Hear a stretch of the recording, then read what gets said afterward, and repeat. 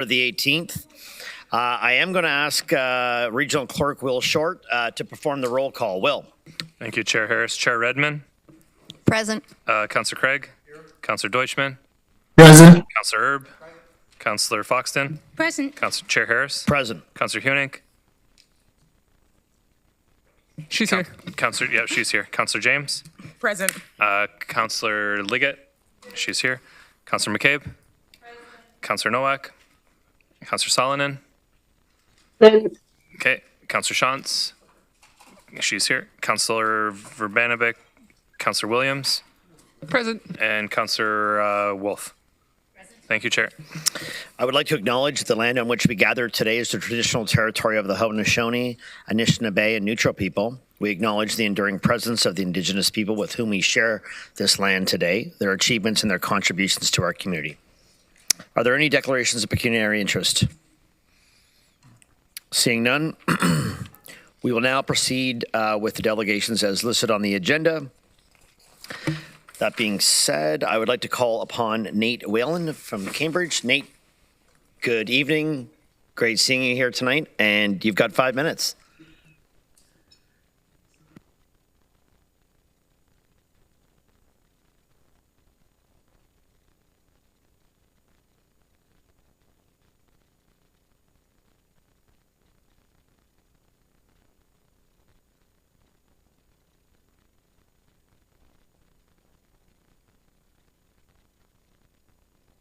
Oh, I'm sorry. Thank you. I couldn't resist. Do I have to start again? Are you okay? Okay. All right. Thank you. I really couldn't resist coming out and sharing with you 5 different ideas I have that you should, I hope, consider as part of this budget process. So number 1 is launching a third-party affordability review. 2, don't add new administrative positions. 3, add free transit for veterans and children under 14 by also amending the price of our adult monthly pass. 4, cancel or do not move ahead with a home retrofit pilot program. And 5, please consider reorganizing our region's library system. So number 1, in terms of the third-party affordability review, as you know, payroll and benefits is the number 1 line item in any organization's budget, and that's certainly true here in the region of Waterloo. And it's also the number 1 way that we can make an impact on the taxpayer and our program delivery. The region of Waterloo has more than twice the number of employees per 1,000 residents as the region of Peel, and we also employ about 300 more employees than York Region, despite having 50,000 fewer residents. At $100,000 approximately per employee, you can see that there might be an opportunity of about $30 million annually. So as a result, I recommend that a motion to fund a world-class third-party affordability review of the region's operations and the police so that we can find new revenue and expense levers that will help us with the next year budget process. Number 2, several government positions proposed on this year's budget don't actually have a direct citizen impact and are more administrative in nature. So therefore, I recommend reconsidering, and we already talked about some earlier today during the other meeting at 1 o'clock. Please do reconsider some of those roles that are administrative in nature, because we'd have to find ways in order to self-fund some of these roles and responsibilities within our existing operating budget, considering we have things like homelessness and housing and the police services budget that hasn't even been considered yet. And the budget being proposed is approximately twice the rate of inflation right now. Number 3 is the change to transit fee structure. The adult monthly transit passes are currently $92, and they were frozen in 2019, and we started increasing them again in 2022, and therefore the pass rates have increased below inflation over time. While in York Region, it's $154 a month, in the TTC is $156 a month, and Niagara Region is $160 a month. So I recommend we consider targeting a comparative rate and phase that in over a 3-year period.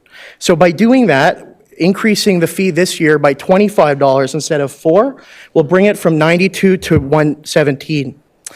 And I paid $210 in order to get this information from during a Freedom of Information request in order to actually do the proper math for you. So based on Q4 2022, the monthly ridership, if you take that average for the final quarter of last year, this increase would generate $3 million approximately in actual revenue And you could then, with a negligible offsetting amount, approve free transit for veterans like they do in Brampton, and also for children under 14, which I know is something that's very near and dear to many of your hearts, and is something that's actually a gap when we compare our transit system versus other transit systems in the province. And finally, in order to make sure that there isn't an impact to the low-income folks who are already enrolled in our affordable transit program, just simply increase it from 50% to 60% subsidy so that the 117 that you're implementing doesn't even cost low-income folks a single dollar more a month, okay? So I think that that's a really big win for on lots of fronts. Number 4, today we heard more about a $400,000 commitment from the region of Waterloo to initiate a home retrofit pilot program. If you look, the Canada Greener Homes Grant, which I participated in, currently provides money to do almost exactly the same thing, and also provides zero interest, so interest-free loans up to $40,000, all within and done through the federal government. I don't think it's an appropriate time to duplicate this program in the region of Waterloo, where we only have a single taxpayer paying for all of this stuff ultimately, and we have to make serious choices right now, where the budget increase is looking to be probably north of 10% when you add on the homelessness program and you add on the police component. And finally, library reorganization. The region currently has 4 separate library systems. We operate one at the region of Waterloo, and then we have a separate one in Cambridge, a separate one in Kitchener, and a separate one in Waterloo City. They all have their own admin staff, their own CEOs, etc. So there's likely an opportunity to upload those, the administration of our libraries while leaving the assets in the hands of the larger municipalities, and actually save some money for the common taxpayer. And you can spin that off in a separate library services board and take that out of the upcoming potential provincial regional review. So there's likely an opportunity there to save some money. But also, if I'm a citizen in Cambridge and I want to rent a book, right now I should be able to probably rent it. If it's not available in Cambridge, I should be able to go to Kitchener or Waterloo, and that's currently not the case. So thank you very much. I appreciate you listening to me. If you have any questions, I would love to chat more. Thank you, Nate. Appreciate you coming in today. Thank you. Councillor Deutschman has a question for you, actually, Nate.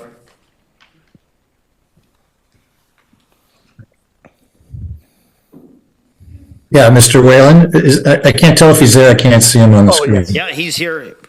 You're good to go. Okay. First off, I thought, given what you've done, and you even expended upwards of $200 of your own money to gather information, and also the information you provided was quite detailed. So I really appreciate the time to propose some options. On your transit request, do you have that written down that you could submit that for, if you could send that to me or however, I'll ask our people to take a look at that for a possible response. And just on the item number 4, I don't know if Mr.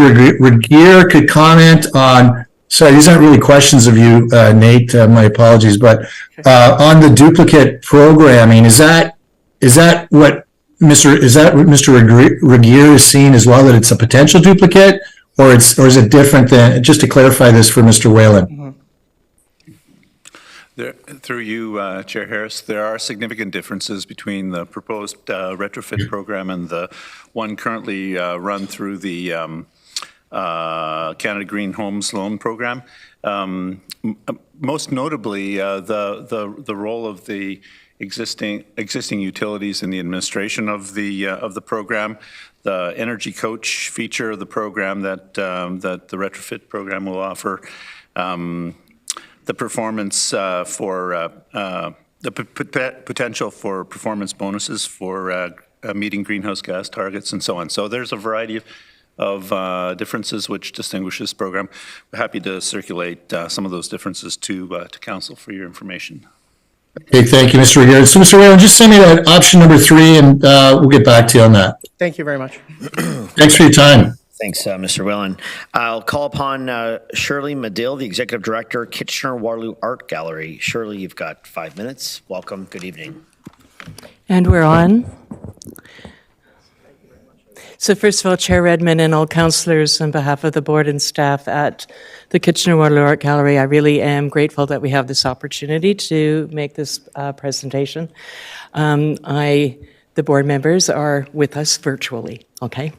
Thank you. So I'm just going to quickly go through first slide, second slide, and to the third, please.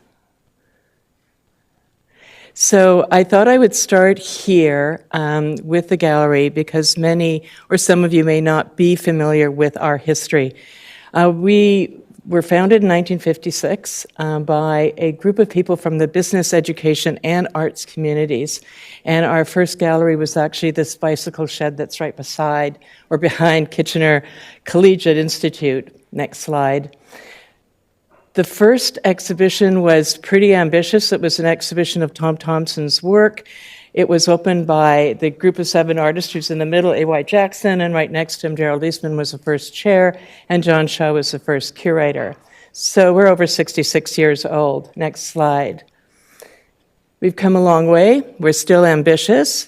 We've got a strategic plan that now is between 22 and 24. I just want you to focus on that first pillar. There are 6 pillars, but the first pillar, the equity, diversity, inclusion, informs everything that we do and is integrated with the other pillars. Next slide. Our mission is connecting people and ideas through art. We have nationally acclaimed exhibitions. We do have a long history of certain awards, and we certainly are really not only focused on the region, but also nationally. Next slide. Our vision, and this is again being very pertinent in terms of our community and nationally. And then just to focus on really amplifying the voices of diverse artists have been a real central concern of ours. Next slide. Now, I'm going to dive pretty quickly into programs, but I'm not going to list all of them and only highlight certain ones that are particularly successful and notable. So go on to the next slide. We range from stroller tours to seniors. Next slide. As you can see, it's a visual journey. I'm going to just talk a bit about the Youth Council. This was developed in 2012. The core group is usually about 10 to 15 youth between the ages of 14 and 20. And it's been successful, as even though the core group may be 20, they reach out to as far as 125 youth in the community, dealing with the family center, for example, newcomer youth.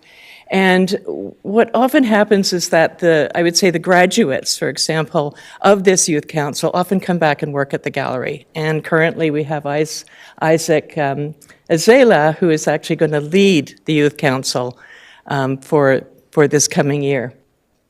He's at Conestoga College now, studying art. Next slide. We also have a seniors program, and this seniors program was launched actually way before my time at the gallery, 2010 with the Alzheimer's Society, Waterloo Wellington. It's grown from this seniors drop-in to actually seniors in a studio and now seniors supporting seniors. So what we do is we have volunteer seniors that have been trained to conduct tours, but they go to retirement homes. So we've been working with Schlegel Villages, the Research Institute of Aging at the University of Waterloo, just to do also ongoing evaluations of this. Next slide. And also we have many family programs, in particular for newcomers in our Family Sundays. Next slide. School programs, we really have a number of schools, over 6,000 students are engaged. We are relaunching again, so it's looking very promising in terms of our tours so far. Next slide. Also part of the school programs is the Expressions exhibition, and this is a very popular exhibition that promotes student work in all of Waterloo Region from the Catholic District School Board and the Public District School Board. It's now in its 48th year. Next year is 49th. You can see that it's usually one of our biggest openings too. Next slide. And in diversity, equity, and accessibility and inclusion, I have a list here of many of the programs that we have surrounding that. We provide touch tours and descriptive tours for people who are blind. We do ASL tours for people who are deaf or hard of hearing. We actually are relaunching our multilingual tours. We used to do them in 9 languages. We're going to continue that. And I can't even see what that second line is from here with my glasses Shirley, on. we are But coming to the end of the time, Shirley, so I'll thank give you. Next slide. The diversity, the wellness initiatives continue. I just say the Art of Seeing, this is a collaboration with the Department of Family Medicine at McMaster University. This is also really supportive of the Chamber of Commerce and trying to attract, physicians, family physicians to the community. We offer a professional development course for resident doctors, and it uses the art experience so that it can improve their skills at observation and empathy. We also work with KW Habilitation, for example, that's, aligned with Wellbeing Waterloo region. And we also do professional development workshops, even for, corporations as well, if you want to do team building or creative thinking. Next Thanks, slide. Shirley. Sorry, we got to keep things moving here, but I know there's a question. Councillor McCabe has one for you. Yeah, thank you, through you, Chair, and thank you for coming in and sharing the story of the 66 plus years of the KW Art Gallery. I was just wondering, could you remind us, Shirley, is sorry you didn't get a chance to finish your presentation, but could you, I'm wondering if you're part of your request in coming here tonight is with respect to the key cultural arts institutions, or are you looking for something specific from? Yeah, the this was the region? last slide. I'm here, looking at, we serve Waterloo region. So I also have some statistics I wanted to end. We've really engaged about 52,000 visitors in 2022, and we're reaching that number. 40% of the population's from Kitchener, 32% of the population's from Waterloo, 13% from Cambridge, 10% from other parts of Ontario, and then we're getting 5% from other parts of the country. I am here to request that the region of Waterloo consider the public art galleries in funding for 2024 and beyond. And so that's where the public art galleries can continue to serve this community at the best possible way. Thank you. Councillor Deutschman? Yeah, through you, Chair Harris, or thank you, Chair Harris. Ms. Medill, sorry, my apologies. Is there a specific funding amount? Because it's just a general request, and I find that when there's specificity, it usually helps in guiding us in terms of budget time, and that would probably be helpful. I was also wondering if you work with the Brain Injury Association of Waterloo Wellington, but that aside, I was just curious on your ask. I see the ask, it's pretty general, but is there a specific amount, or is it left general that way? That's an excellent question. I would say that for the Kitchener-Waterloo Art Gallery, we do have a specific amount that we've been working with the staff on it was supposed to be key cultural institutions in a new funding model. So we're working with the City of Waterloo staff, the City of Kitchener staff, and the Region of Waterloo staff. And so I know that much of that depends on a budget. In our conversations, my board and my conversations during those years from 2015, what we felt was needed pre-COVID, and I'm going to just stress that pre-COVID, was easily an additional $200,000 to actually do what we needed to do. And that had to address compensation levels. We have, an entire application as to it's justified in order to be comparable amongst other galleries in other cities of our scale and size. And so then COVID has hit. And what's also happened is that we've had recovery funding from the provincial government this year, and this is just a number, and in that recovery funding was $92,000 for us. That's not going to be evident next year, and that doesn't take into account the years before where we said we need $200,000. So if I said to you, you know what I really need? I need $300,000. What will my ask be? Probably $100,000. I don't expect the Waterloo region to say, we're going to give you this amount of money. I do think that if there is an increase, I have leverage in other granting systems to actually have that matched. I can have leverage, for other granting systems to see that and increase their contributions as well. So it's a very integrated approach in terms of that. So Yeah, Just- I understand. Maybe through you, Mr. Chair, maybe Mr. Lockenbauer, someone could mention, is there something being worked on? Maybe I missed it Yes. in all my learning here. It's just Ms. Medill referred to something. So is there something in process? Yeah, I'll let Mr. Dyer chime in on the process Yeah. as to which it'll come back to council. Thank you. Yes, through the chair, my understanding is that staff are working on, will be working on a report for committee sometime in November with respect to the potential inclusion of art galleries from an eligibility perspective. Thank you. Thank you, Shirley, for your time tonight. Yeah, and thank you for your patience. I'm sorry I went over. I'd like to know, oh, okay, so actually, we've got, Shirley, we got another question here. Councillor Liggett. Sorry, I was on the wrong thing here, so I couldn't hop it on.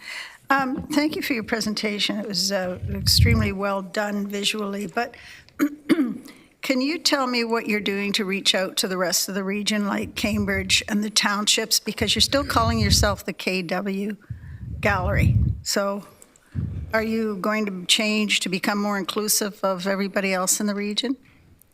It's a really interesting question. It's an incorporation, right? So Kitchener-Waterloo Art Gallery would be the incorporated name.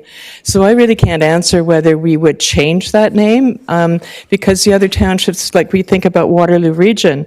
So does that incorporate a name change would take it takes some kind of legalities, right? If that was going to be the case, whether it's been discussed at a board or staff level, together, that hasn't been the case, although it was at one point suggested, but the name was going to be very difficult to find. Okay, I just say that because there seems to be a disconnect, with the rest of the area we don't feel part of. I totally understand that, because Kitchener-Waterloo, but it's also the population that we serve that extends beyond that. And so, the name is one thing, but the service is beyond, just Kitchener-Waterloo. Okay, thank you. I guess the best way to explain it in terms of us being an art museum, I just kind of mentioned we have this collection. We are an art museum because we have this collection. And so within that collection's national. So what we are is actually a national gallery located in a region, as opposed to a regional art gallery. And there is a difference.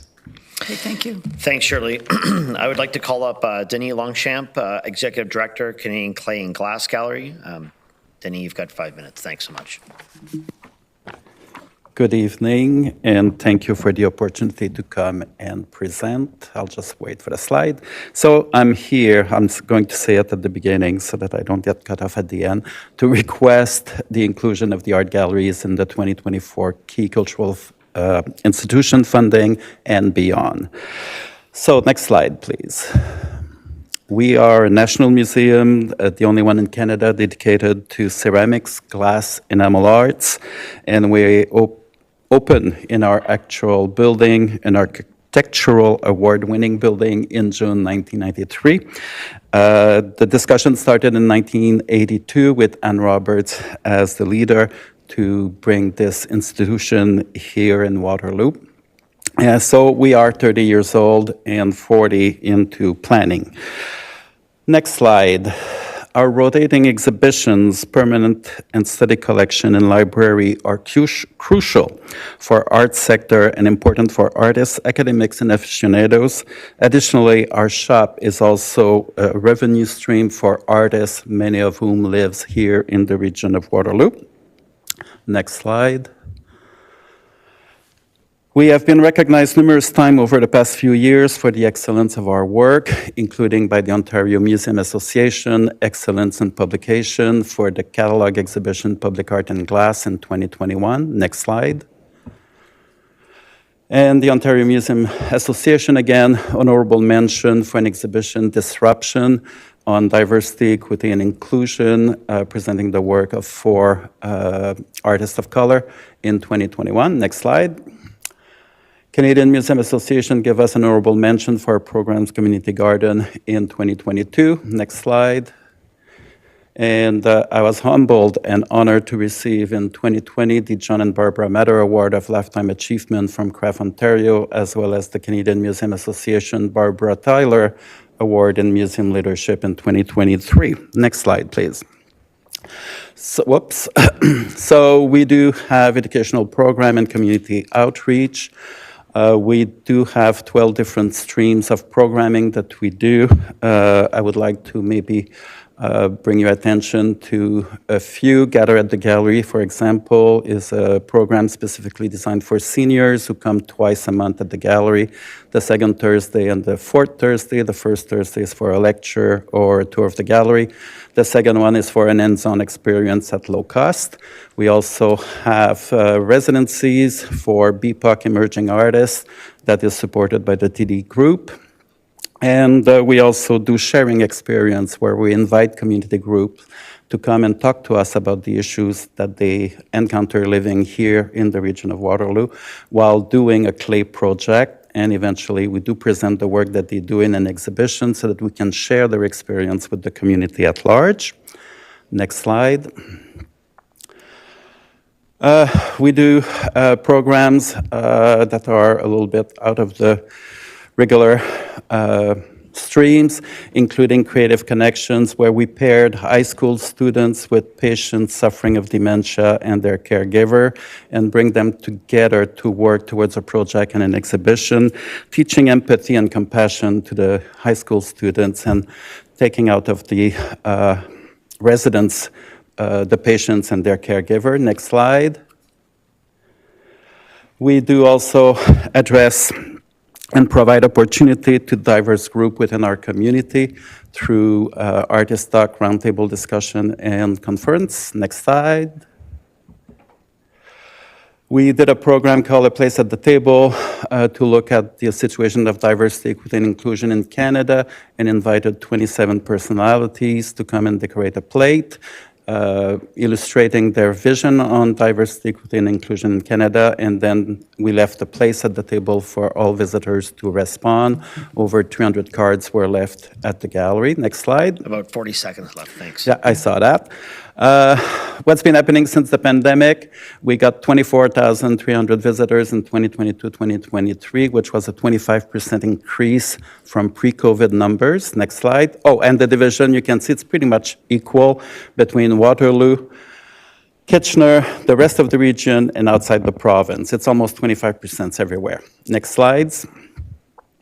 And a few other statistics that I cannot read because it's too far and my glasses are not good, so I'll let you read them. Next slide, please. So 4625 participants to our arts program. We got 49 school groups last year representing 1,600 students. For example, Gather at the Gallery brought close to 240 seniors to our first series of program, and we're repeating that program this year. Next slide.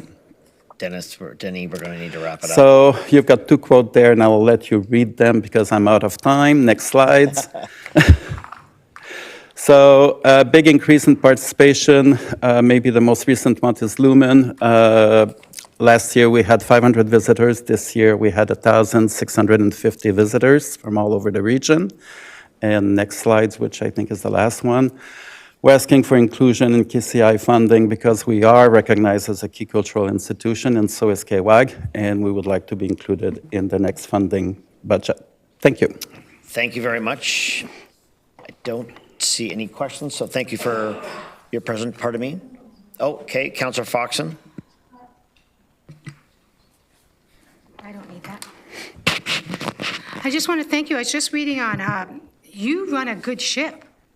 If you look at your 2022 budget, you actually had a surplus of 27,000 and a budget of 813. In 2023, you've got $1 million budget and only a deficit of 23,000. So you do a good job. Thank you, but we are at the breaking point right now. If I want to do more, I need more. And just to keep going with what we're doing already, because with the inflation rate, everything is coming up. So if we just want to offer the same programming, we definitively need more support. But it's nice to see somebody knows how to manage Thank money. you. Thank you so much. Councillor McCabe. Thank you, through you, Chair, and thank you for coming in tonight, Denis, and with your crew there in the in the gallery. And thanks for providing this beautiful. This is I think the most beautiful annual report I've ever seen. So thanks for providing that for us. I'm just wondering if you could just share a few thoughts on why you're asking to be included in the key cultural institutions funding. Like what sort of difference would that make to your organization? I'll try to keep it short. Like I said, we're at the breaking point. We're a very small team. To retain my staff is not even paid what they should be. To retain my staff, I put them on 4-day a week as opposed to 5-day a week, just as an incentive to be able to keep them around. So I think we need to keep the talents that we have, we need to be able to pay competitive salaries. So that's one thing. We're a very small team. I could definitively use at least one extra person, if not two, just to be able to stop running after my tail. The programs that we're offering, I think there's a big demand in the community, and actually there's demands for more. I was talking about Gather at the gallery. When we do the second Thursday of the month, they come here and do an hands-on program for between $5 and $10. We cannot take more than 16 people each time, and we always have a very long waiting list. Those people would like to have those activities. They are all from the region, so we would like to be able to offer it, but I cannot do it with the small team that I have and the small resources that I have. And I'll keep it at that. Thank you, Denis. I would like to call upon Kim Wilhelm, Interim CEO of the Food Bank of Waterloo Region. Kim, good evening, and thanks for joining us. You have 5 minutes.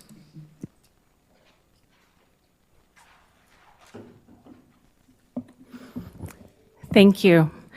Good evening, council members and regional staff. My name is Kim Wilhelm, and I'm the interim CEO at the Food Bank of Waterloo Region. Tonight, I'm here to share with you the impact of our food assistance network, what we are seeing with the current need, and ask you to consider additional funding as you move through your budget process. Next slide, please. For those of you who don't know, the Food Bank of Waterloo Region, in collaboration with the Cambridge Food Bank, serves as a central hub in a network dedicated to addressing food insecurity and hunger in our community. Our organizations are dedicated to the goal of ensuring that no one in the region goes hungry. And we do this by acquiring, coordinating, and distributing nutritious food to more than 60 local agencies operating more than 120 programs, providing direct food support to individuals and families in need. However, this network goes far beyond food distribution. It also offers a range of critical support services, including housing, shelter, mental health resources, counseling, addiction support, family assistance programs, and more. Each organization within the network plays a distinct role, collectively ensuring that residents have access to the necessary supports that they need. When individuals and families turn to our network, they are not only receiving food, they are also being connected to a wide range of essential services that support their overall well-being. Next slide, please. Food insecurity is rapidly rising, and the cost of living has never been higher. With rising interest and inflation rates hitting pocketbooks of more Canadians than ever before, many people in our region are facing impossible choices. Feed the kids or pay housing costs. Buy food or heat our homes. These are impossible choices that no one should have to make. The numbers that you see in front of you go to the end of our fiscal in June. During our first quarter this year, these numbers are consistently up 20 to 30% each month over the last year. 1 in 10 households is accessing an emergency food program through the Community Food Assistance Network.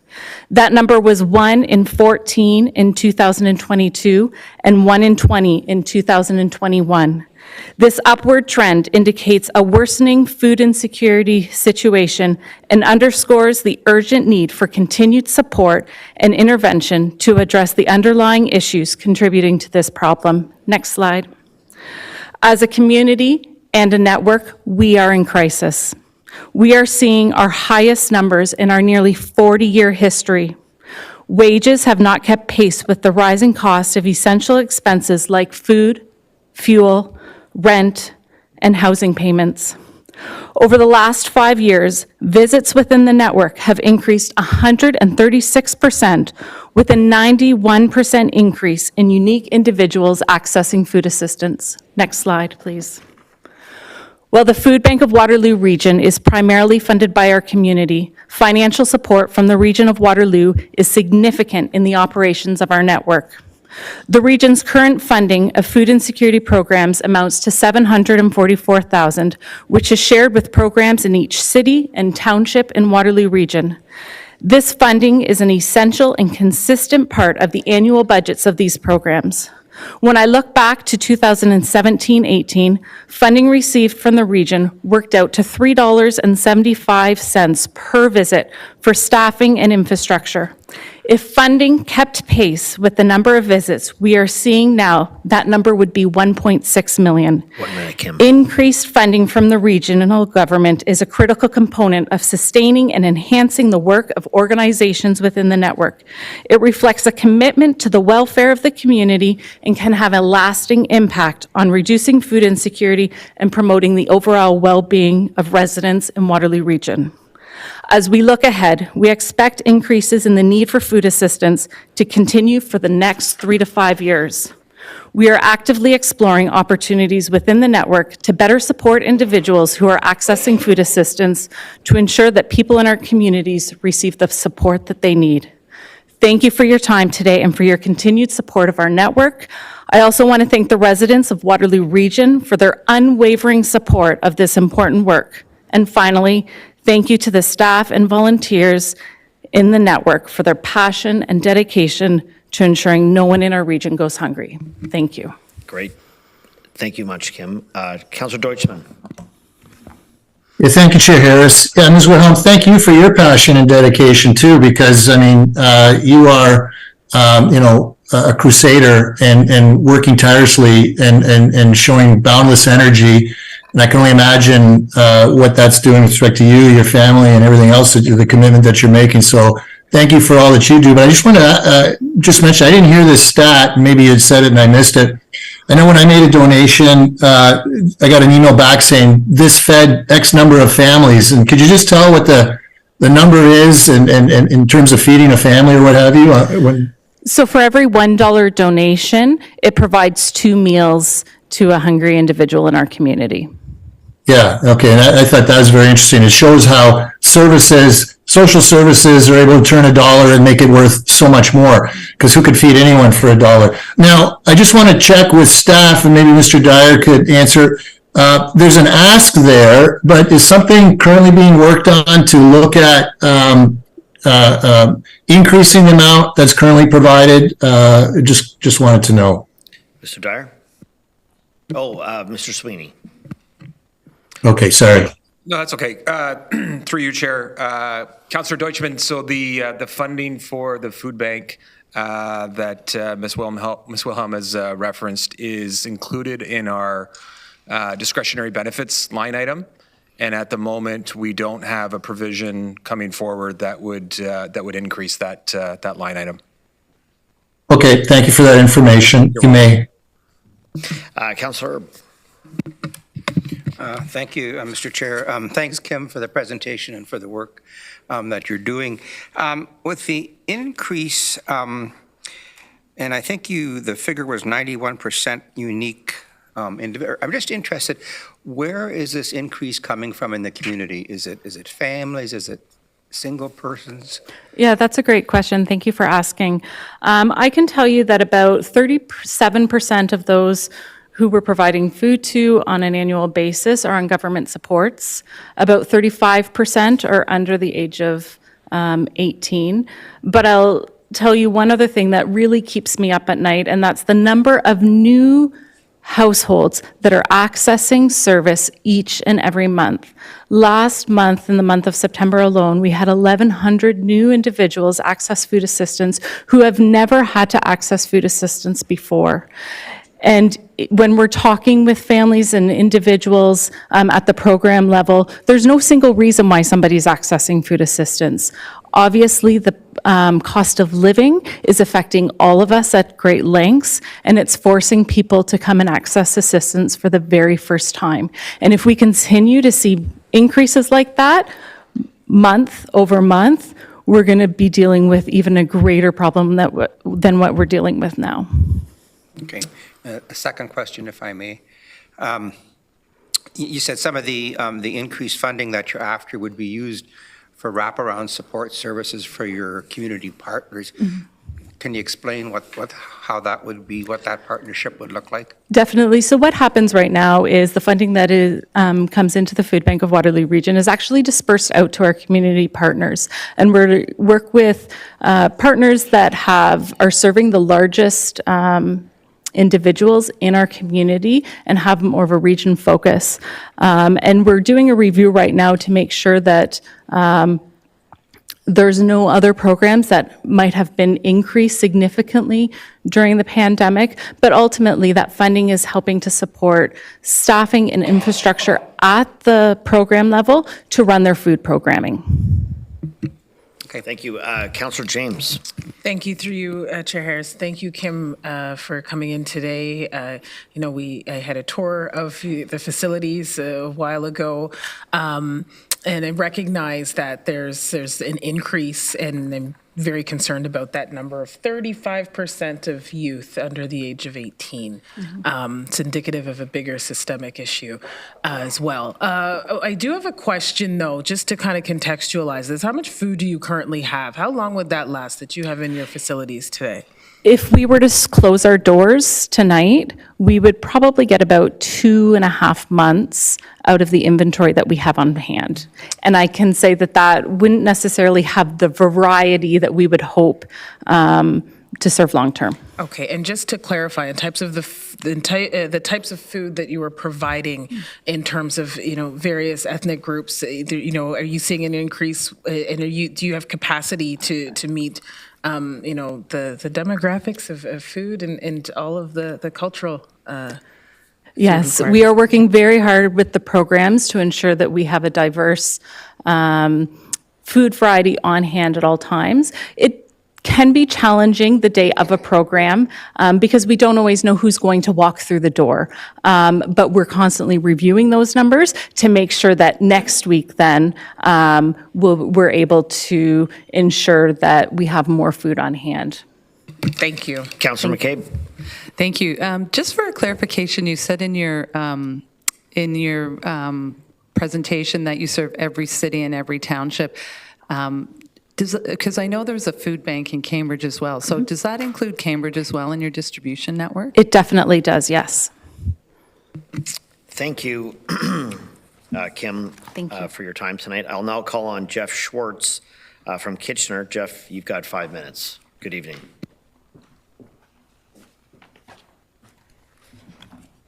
Good evening, Council. My name is Jeff Schwartz. I'm a resident of Kitchener, and I would first like to thank you for allowing me to speak tonight. I'm here tonight to discuss the fare structure for public transit in the region. Grand River Transit already has some of the highest single-use fares in the country. However, the decision in 2021 to move away from age-based fare reductions to income-based makes transit for elementary and secondary students the highest in Canada that I can find. With school boards increasingly limiting school bus use for economic reasons, this places a large burden on families whose children require to use public transit to get to school. My 12-year-old son, who is in grade 7, requires the use of public transit in order to continue in French immersion. At the current rates, we have to pay $92 a month for a pass or $6 a day for single-use tickets. Well, this does not sound like a lot over the course of the school year. This is over $900. What's so frustrating is that while 5 to 17-year-olds pay full price for fares, college students, university students, and adults whose employment is part of the TravelWise program all pay reduced fares. As you can see on my slide, which is the next slide, sorry, university students get almost a 70% discount, college students get a 17% discount, and TravelWise members get a 16% discount.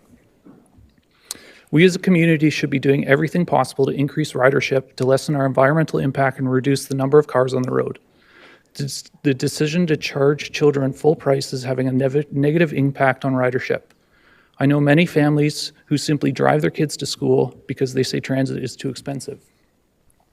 My neighborhood is a block away from the Ion stop, and many families in my neighborhood refuse to use it due to cost.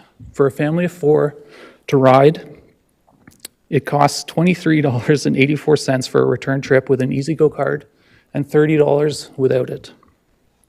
While I know there is a family pass on weekends, that pass is not well known and is often difficult to purchase. If you look at my slide, no other city or region is charging children under 12 with paying adults, with the exemption of Woodstock. Waterloo is also the only region to not offer any discounts for elementary and secondary school students. Why is this the case? This does not make sense from an affordability perspective or from a perspective of increasing ridership. The region is placing a high burden on middle-class families who are trying to limit driving kids to school by using public transit. I also want to point out that while all other cities and regions on this slide not only offer discounts to children, but also have similar discounts to post-secondary students and have affordability transit programs. I've brought this up with counselors, city staff, school board trustees, and the school board. The school board trustees I talked to said they also brought this issue to the region, as they know the school board budget cuts are causing more and more children to require public transit for school. I was told by counselors the region is investigating this issue and intends to make changes or bring a pilot project in 2025. Why does this need to be further investigated? Again, we're the only region in Canada I could find that is choosing to charge 5-year-olds to ride the bus. All major cities in Canada, New York City, and the majority of Europe do not charge children who are with paying adults. I'm an active user of the public transit system in this region and can see parents be shocked and in tears at the price for children to ride with them. This is not acceptable. I noticed that in the meeting tonight, Conestoga College is requesting to be part of the UPass program, as they state transit is not affordable for them at a 17% reduction. The 2024 proposed budget seems to already have granted these 30,000 students into the UPass program. Why is the region reducing fares for college students while not first thinking about those much younger than them who require transit for school? I implore you to please offer discounts to elementary and secondary school students. What is stopping the region from immediately offering discounted fares to students? Why can't family passes be made available every day of the week for families trying to use transit to get to and from places in the region? Why can't children under 12 with paying adults be free? This should not be up for debate. As you can see in front of you, no other region or city in Ontario is charging 5 to 17-year-olds full price. I'm the one you should be trying to charge full price, and yet I don't even pay full price because my employer is part of the TravelWise program. We should be actively promoting the use of public transit for our children, not putting up barriers. Thank you. Thank you for your presentation. Councillor Huanick. Through you, Chair, I just want to say I really appreciate this presentation, and I wonder if further discussion of this requires kind of a mindset shift with the understanding that all children between the ages of 5 and 17 should qualify for the affordable transit program, because as far as I know, none of them make money. I agree. Councillor Deutschmann. Yeah, thank you, Chair Harris. Thank you for your presentation and doing the legwork in terms of the research. I know we were talking about this last budget session. Maybe perhaps Mr. Gutka could refresh. We didn't do it because we say we do something else. So, I mean, what is that something else that we do that is different than a 17 and under free program? That was you? I think that was you. Thank you. Through the chair, so there's First, the Affordable Transit Program is eligible at the household level, so all families that are eligible to that program can get the discount, including children. Apart from that, what the work that we've done since last year, and that we'll be bringing a more fulsome conversation on November 1st about this. But we're proposing some changes to the group pass to make it more easy to purchase and more economical for example, for children riding with their parents. And we have been working with the school board on developing more of a partnership, because the advantage of the U-Pass is everyone pays. So it's as if every single child in the region paid for a monthly pass, regardless of how much they use it. So we're trying to figure out what the model is with a school board, and so the discussions are progressing, but we're not ready to implement it right now. But we can bring an update on November 1st. So, Mr. Chair, is it possible that whatever we're proposing November 1st, that a copy of it could be sent to Mr. Schwartz, since he's shown a very keen interest in this issue and may want to come back and offer comment on what we're proposing? I saw a head shake, so I think that can be possible. Yes, we'll add that to the notes.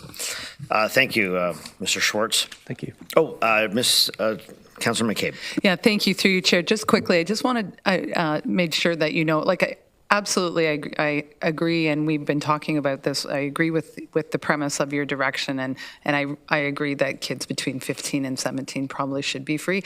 One of the things that we do much differently in this community that many of the communities that you've listed don't have is an LRT. So I just wanted to state that for the record, that we do have, a really fantastic LRT system. Yes, we do charge fares, but just wanted to partly to respond to Councillor Deutschmann when he said, what do we do differently here? Well, we have an LRT for one thing that's very different from other communities, but I also just wanted to make sure you're aware that we have this integrated mobility plan in the works, and your input is absolutely welcome, yours and other members from the community, so please plug into that. It's really valuable. Thank you. Thank you, Mr. Schwartz. So, again, all correspondence received by the Regional Clerk's Office regarding the strategic plan and budget have been compiled and included on this addendum agenda for Council's consideration. Any correspondence received after the addendum agenda was released yesterday will be sent to Council and included in the next strategic plan and budget input meeting agenda. I also want to thank all of the residents that have emailed Council directly with their perspectives on today's agenda. As always, there are several ways to share your views with Council, including delegating, as you have tonight, emailing, or visiting the Engage Waterloo Region website. We may have a last-minute registration for delegation tonight, so give a clerk staff a second or two. We'll just... Dana, hi, Dana, sorry. Welcome. You've got 3 minutes tonight to speak to Council. Okay, thank you, everyone. So with only 3 minutes, I will go fast. I'm here to speak tonight to concerns I have regarding the proposed property tax increase and ask Council to provide direction to reduce the proposed budget. I'd like to ask Council to create or explore some type of tax or chargeback to Conestoga College and the local universities where that money goes directly back into transit. Conestoga College recently announced over $100 million surplus, virtually all from international student tuition. I don't have the exact numbers, but I would guess the vast majority of increased transit ridership is directly attributable to international students. It is only fair that Conestoga College and the universities pay back into maintaining the transit system that has directly contributed to their ability to be so profitable. Today on the live meeting this afternoon, someone proposed adding 2 asset performance analyst positions. The person speaking said that each department already had someone doing asset management, but no one was putting it all together. So let me say that again. There are multiple people in multiple departments doing the same job, and we're requesting 2 new headcount to put it together. That strikes me as incredibly inefficient use of headcount. Oftentimes, the solution to staffing isn't adding new headcount, it's properly organizing the ones that you have. We talked a little bit earlier about the home energy retrofit pilot program. It would promote and facilitate energy efficiency, renewable energy updates for residents, provide easy and affordable financing options with expert advice. I appreciate that there may be differences. We haven't seen the details, but anything at this budget point where we're talking about such an increase, especially after hearing such a powerful speech such as from the food bank, it really is quite concerning to have any perception of duplicate or overlap programs. 1 minute.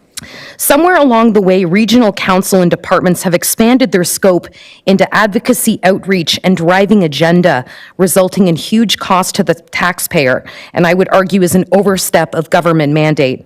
Today on the live call, for example, waste management was being discussed. Someone asked a question about the need for waste management educational programs, and the waste management person said there was interest in exploring educational initiatives. For example, how to partner with community organizations for prom dress recycling. I'm being somewhat facetious here, but I can save us all thousands of dollars. We can add that as an FAQ on a website. We certainly do not need to be allocating expensive government resources on how to recycle prom dresses. I believe this is a concrete example of the scope creep and political agenda that has crept into our regional budget. Regional council and regional staff are scope creeping into territories related to advocacy, incentives, driving agendas, and we can see that in the budget. Council, I request that this budget is combed through carefully, and I'm certainly looking forward to doing that, so we are staying focused on core taxpayer deliverables. Let's remove agenda from regional services and focus on core delivery. Thank you. Thanks, Dana, for your time tonight. We did receive communications or correspondence from Conestoga Students, Inc. We have no other business, so we would now start a vote.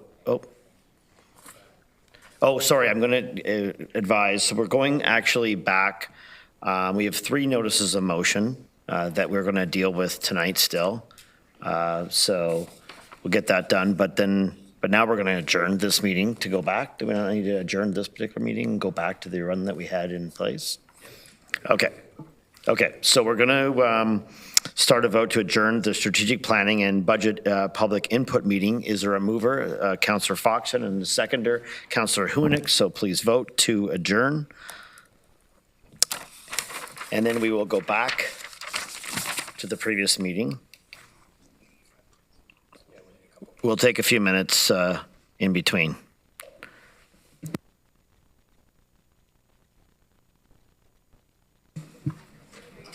Okay, that's carried. So we're going to take 5 minutes, and we'll be back to deal with the 3 notices of motions next.